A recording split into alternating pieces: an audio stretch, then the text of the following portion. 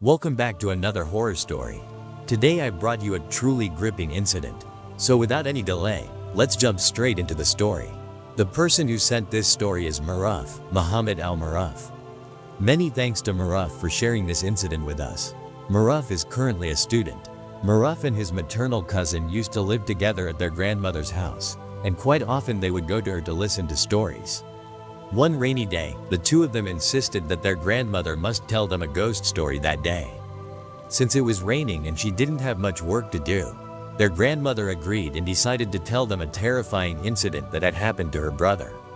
And that is the incident I am about to narrate to you now. Maruf's grandmother had two brothers and two sisters. The eldest among them was Shaheed Bhai. One day, their father suddenly died of a stroke, leaving behind children who were all still unmarried. After their father's death, Shaheed Bhai took all the responsibilities of the household onto his own shoulders. Since his sisters were of marriageable age, he had to work extremely hard. He worked day and night. During the day, he did various small jobs, and at night he drove a rickshaw until 3 or 4 in the morning, returning home very late. One such night, Shaheed Bhai went out to drive his rickshaw. As you know, in those days rickshaws did not have lights like they do now, and auto rickshaws didn't exist at all. There was only a hurricane lantern hanging under the rickshaw's frame, and that faint light was all the driver had. At that time, electricity in villages was almost non-existent, so village roads were extremely dark. One night, around 4 in the morning, Shaheed Bhai returned home drenched in sweat, with terror clearly visible on his face. Seeing him like that, everyone in the house became worried.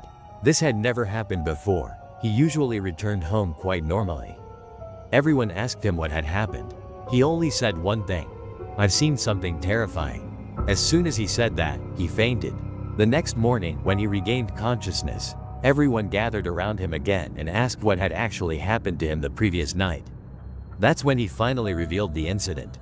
He said that the previous night, around 1 o'clock, he had been sitting by the side of the road with his rickshaw. Suddenly, two men approached him, wrapped in shawls. It was extremely dark. It was a new moon night, and he couldn't clearly see their faces. The two men asked, "Brother, will you go to the road near Rajbari?" Shaheed Bhai replied, "Yes, but you'll have to pay extra." He asked for more money because the road to Rajbari was quite far, about 2 villages away from his own village. Hearing this, the men agreed to pay extra but then added something unsettling. They said, "But we have a dead body with us." Hearing the word dead body, Shaheed Bhai became extremely frightened. At first, he refused several times, saying he couldn't carry a corpse. But the men then said they would pay him 300 taka. Now, 300 taka back then was nothing like 300 taka today. It was a huge amount of money. Hearing this, Shaheed Bhai finally agreed. He loaded the two men and the corpse onto the rickshaw and started riding toward Rajbari. On the way, he asked them where they were coming from. They replied, "One of our relatives died in the hospital. We're taking the body home from there." After a while, Shaheed Bhai noticed a foul smell coming from the corpse. He didn't ask them anything about it and continued riding toward Rajbari. But inside, he was very afraid. The road was pitch dark, and behind him were 2 strangers with a dead body. This created a deep sense of unease in his mind. Still, the amount of money was large, and that thought kept him going. But his fear wouldn't go away. To distract himself, he tried to start a conversation again and asked, "Brother, who is the deceased to you?" One of them replied, "He's our cousin." Immediately, the other man scolded him harshly and said, "Why are you talking so much? Stop talking and just drive." Hearing this, Shaheed Bhai became even more nervous. He had only been trying to calm himself by talking. After a long time passed in silence, Shaheed Bhai suddenly realized something strange. There had been no sound coming from behind for quite a while. The distance between a rickshaw driver and passengers is very small, so there should have been at least some noise. But he couldn't hear anything at all. He assumed they might have fallen asleep while sitting there. So jokingly, he said, "What's this, brothers? Did you fall asleep along with the dead body?" Still, there was no response. Out of curiosity, Shaheed Bhai slowly turned back to look, and what he saw, he was completely unprepared for. He saw the two men had taken the corpse out of its shroud and were biting into one of its arms, eating it. Their entire bodies were drenched in blood. Flesh was peeling off, and their faces looked so horrifying that he couldn't bear to look at them even for a second. Even in the darkness, their eyes seemed to glow eerily. Terrified, Shaheed Bhai took the name of Allah, jumped off the rickshaw, and started running toward his village. As he ran, he kept reciting verses from the Quran. When he looked back, he saw the two men chasing him. Even more horrifying, the dead body was also running toward him.